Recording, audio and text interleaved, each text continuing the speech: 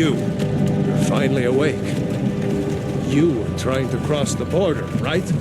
Walked right into that Imperial ambush, same as us. And that thief over there. Greetings, virtual wanderers. Aeon's here, Skyrim. You've probably heard the name, even if you've never Fusro-da'd a single soul in your life. The Elder Scrolls V Skyrim Special Edition dropped on October 2016, bringing a fresh coat of dragon scale polish to the legendary 2011 classic. Originally released for PC and 7th gen consoles, Skyrim was developed by Bethesda Game Studios and published by Bethesda Softworks.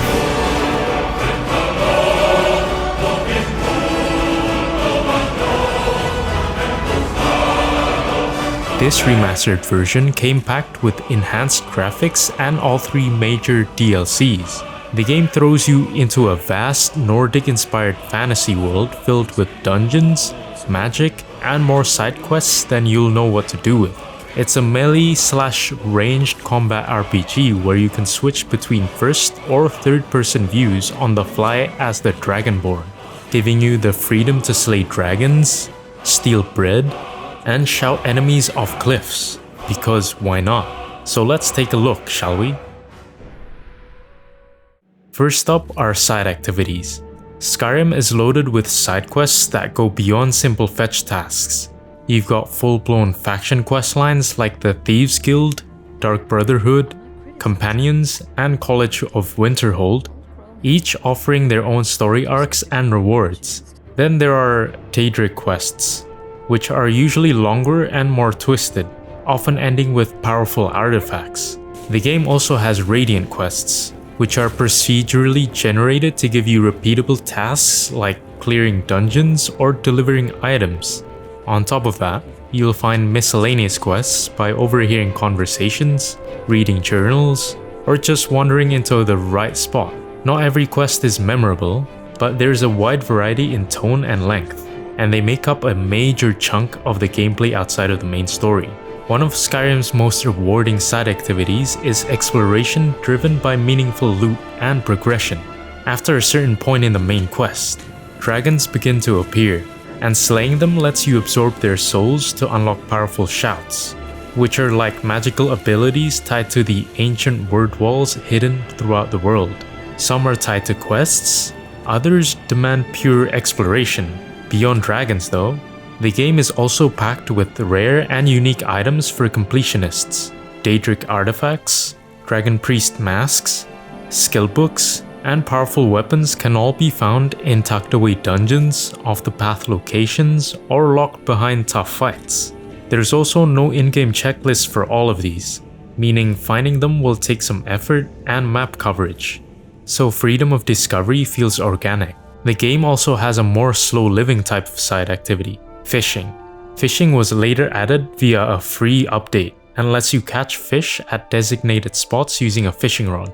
There are quite a few fish species you can catch, and the fish you do catch can be cooked or used in alchemy or even start some quests through NPCs. This is a more relaxing, low-stakes activity that offers light role-playing value, but it's not a core to the experience unless you choose to focus on it. With the Hearthfire DLC, you also get the house building feature. You can buy land in specific areas and build your own house from the ground up.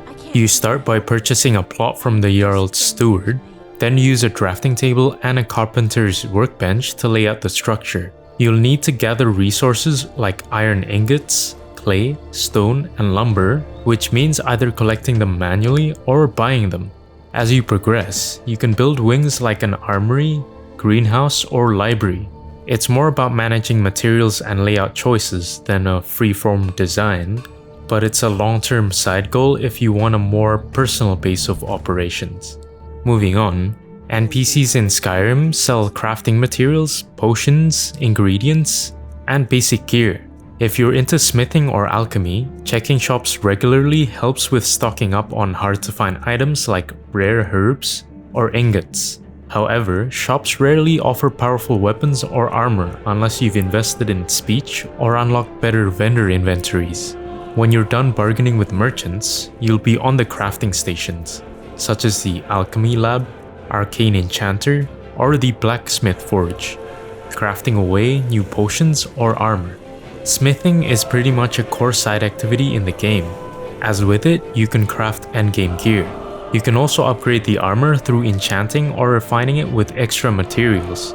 If you're short on supplies or feel like you need extra reassurance in battles, you can craft extra potions in the alchemy lab as well. Overall though, Skyrim offers a good amount of side activities with decent depth outside of the main questline. Skyrim offers a fully open and continuous world right off the bat, or at least right after the intro.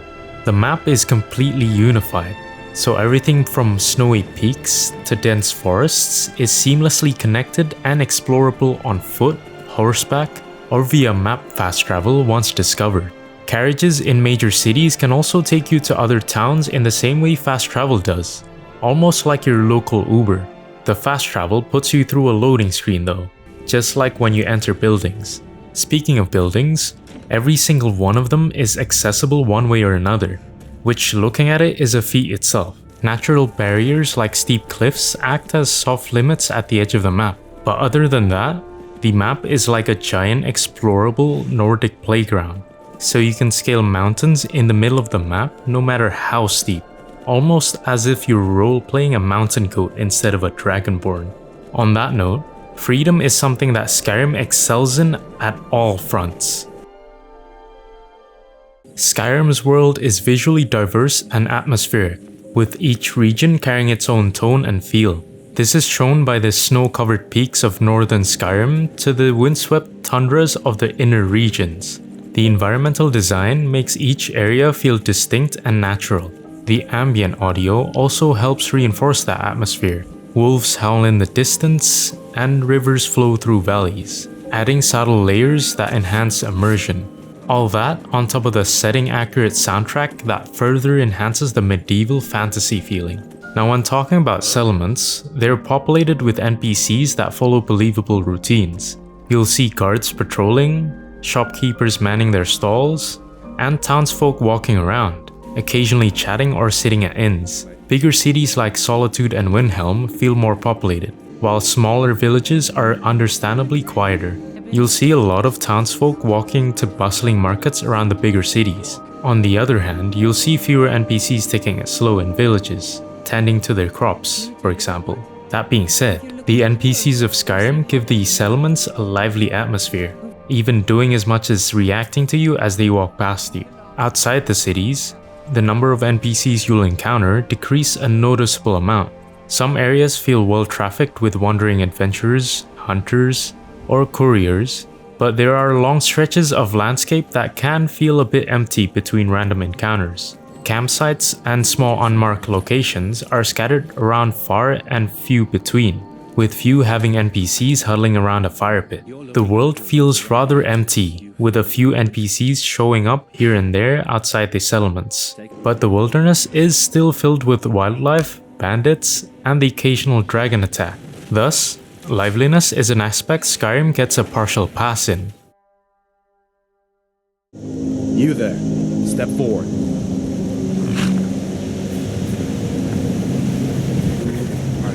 Now let's jump to the customization. At the start, you can create your character by choosing from 10 playable races, each with unique starting abilities and racial bonuses.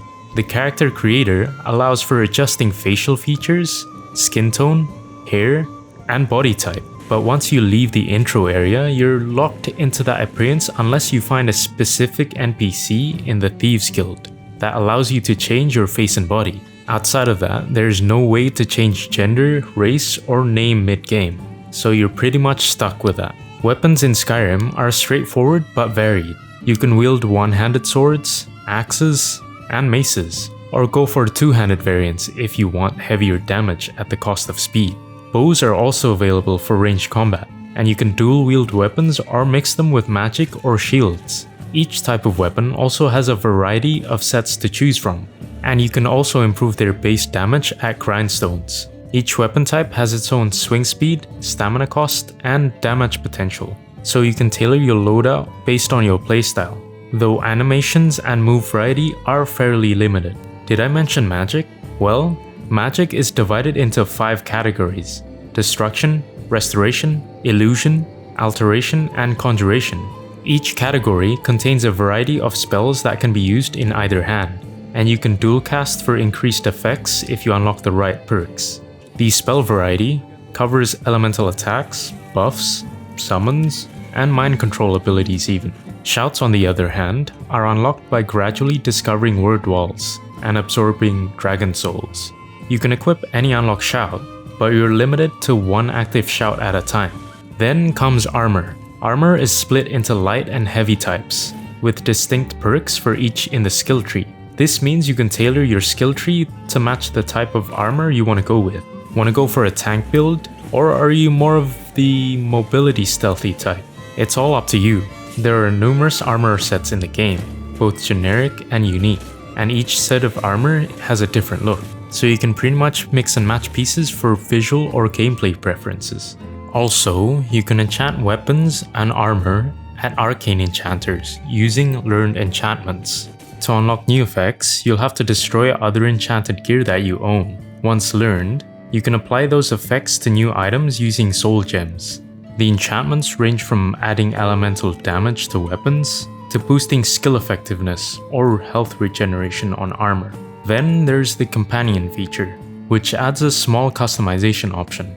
You can recruit various followers throughout the game, each with their own combat preferences and background, but it isn't as easy as looking at their stats. You kind of just realize when you give them items. While you can't customize their appearance or skills directly, you can equip them with better weapons and armor, which they'll use if it improves their stats. That said, their AI sometimes causes them to revert to default gear or behave unpredictably in combat. Now let's talk about house customization. It's available in a basic form. While you can purchase every home in Skyrim, you can still somewhat choose what rooms to have in your home, like a kitchen or a greenhouse. Some homes offer display cases, weapon racks, and storage, but most of the furniture and layout is predetermined. The Hearthfire DLC further expands this system by letting you buy land and build your own house from the ground up, adding wings with options like an armory or a trophy room. You can also hire a steward or a housekeeper of your choice, also adopting children and placing even functional items like alchemy labs. Onto the skill tree, which we won't count as customization because you can pretty much max it out. Skyrim uses a skill-based leveling system. Skills improve as you use them. However, this takes a significant time investment, hundreds of hours of investment to be exact. It adds a slight personalization option to your build at the start, but can all be maxed out in the end. All that being said, there's a clear abundance of customization options in Skyrim. Skyrim pulls you into a spiral of side content where a small distraction can become an hours-long detour. What makes this game engaging isn't actually the main story, but those countless distractions in between, which can triple or even quadruple the number of hours you'll spend in the main story itself. Everything you do, from looting dungeons to reading books, feeds into your build or sense of place in the world. Skills level up through use, perks shape your identity, and your playstyle naturally evolves through action in the open world. Even crafting or dungeon crawling feels purposeful, with micro goals that keep you chasing that small improvement. Like going from dungeon to dungeon can get you better armor or even materials for the endgame gear. Now it's all bread and butter with the side content, but how does this connect to the main story? Well, it still brings you back to play the main story, at least for some time, but the game branches off the main story after that. The main story lacks any game-changing feature that pushes the player back into the main story. Essentially, the whole world keeps you engaged more towards the side content, partially passing this aspect. What's unique about Skyrim isn't a specific mechanic or story twist, it's how the game treats you. It doesn't just hand you a quest to save the world, it drops you into a living, breathing space where you can forge your own legend. You can become a master thief, become an archmage, or just wander from town to town, minding your own business. The game doesn't punish you for stepping off the path. Instead, it quietly adapts, layering your choices into the world as if they were always a part of it. What makes it even more unique is how the mechanics support that freedom. Whether you're slinging spells, sneaking through dungeons, crafting enchanted gear, or shouting dragons out of the sky. The systems are flexible enough to let you roleplay almost any type of character. You can even become a humble fisherman if you want. You're not locked into a class or playstyle, and your skills grow naturally based on how you play. It's not about grinding roles, it's about living them. This freedom almost gives the illusion that the game might be a sandbox, all while incorporating a well thought out narrative around it, which is still difficult to replicate even by today's open world standards. Few games give you that much narrative control without forcing it through menus, morality bars, or branching dialogue trees. The game even allows you to add mods to your version of the game, increasing your freedom even more. In that sense, Skyrim's uniqueness comes from its hands-off approach. It trusts you to decide what kind of story is worth telling. Ultimately, Skyrim truly gives you a one-of-a-kind experience. The anticipation is killing me. Can you figure out who has the contract? Which one will you choose?